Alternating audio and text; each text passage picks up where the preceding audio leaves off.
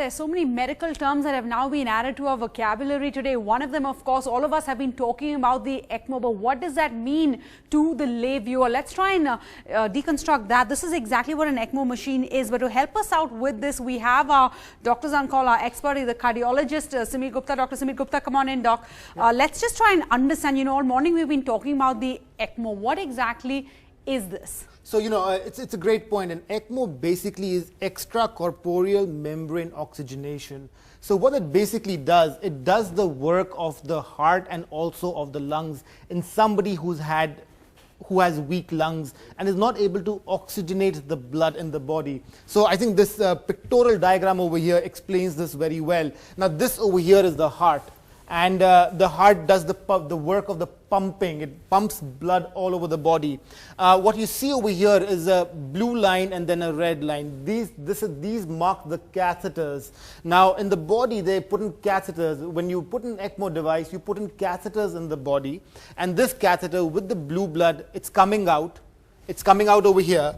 In the ECMO machine it goes and it gets oxygenated. So basically the work of the lungs is done. So wait, explain this. So the heart actually does the pumping, right? Right. It's the lungs that actually add the oxygen to the blood. So what you're doing right now is giving both the heart and the lung a break because they're weak. Yeah, I think that's a great point. You give them rest. Okay, so that they can recover, the patient can also recover, because it's a lot for the organs to be able to work right now when the patient is under a lot of stress. Exactly. But how long can you let the ECMO do the work that the heart and the lung should be doing? Because that is a crucial part. I mean, that's the way you live.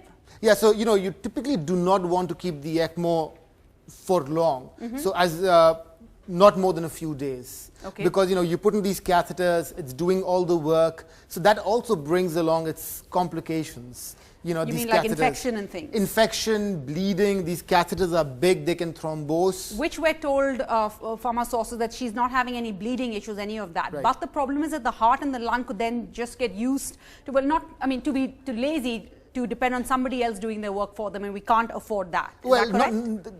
To a certain extent, that is right, that they get, I wouldn't say they get lazy, but they need time to recover.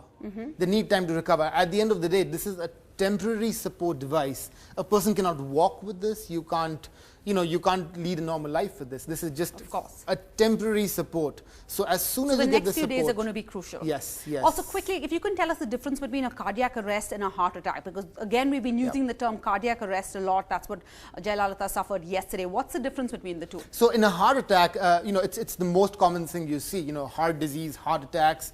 That typically happens when the blood that gives, the arteries that give blood to the heart are called the coronary arteries. Correct. Now, if those arteries develop any blockage, all of a sudden there's a blood clot that develops, that causes a heart attack. And in a cardiac arrest situation, it's an electrical problem of the heart. So the heart is not beating properly. So normally your heart beats like this. Now just imagine if your heart just starts fibrillating. So once it starts fibrillating, it's not pumping properly. If it's not pumping properly, blood is not going in the body. When you have a cardiac arrest, you have to administer CPR, and that's what we've seen in the movies. We want to just make it very simple for the layman viewer, where you use the electrodes. You use the electrodes, you do the pumping, you give them oxygen. That is CPR, and that is an emergency life-saving maneuver. And when you say emergency, what's important here is that how much time this cardiac arrest actually continues, because it depends on, it's basically sending oxygen to the brain. Right. Is that correct? Right. So, when your heart doesn't beat properly in a cardiac arrest, your heart is just all of a sudden stopped. It's not beating properly. So there's no oxygen going into the brain. There's no oxygen going into the other vital organs.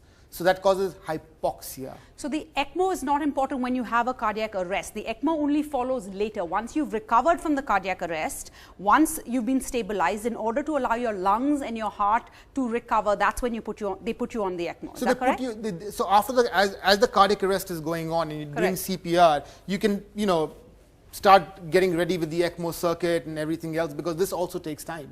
Yeah. So putting it in, it takes a few minutes, 10, 15, 20 minutes. And before I hand back, before we go into a short break, the fact that Jayalalitha is 68, the fact that she's been unwell, she has diabetes, how does all of that complicate the recovery process right now? That's hard to tell. It's more on a patient-to-patient basis. I've had personal patients, who have recovered from ECMO with some of those comorbidities. So I think it has to be taken on a day by day.